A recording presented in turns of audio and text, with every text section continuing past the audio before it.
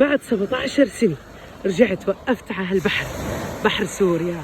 وما أدراك ما سوريا، البحر اللي كان وما زال شاهد على كل ذكرياتي. قد ما زرت بحور بالعالم ما رح نلاقي بحر بيشبه نقطة مي من بحر بلدي. هون الموج إله معنى والهواء إله ريحة، حتى صوت البحر بيحكي حكايات ما بتنسمع بمكان تاني.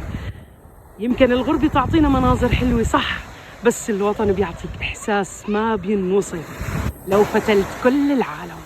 أهم شيء إنه ما بتغير.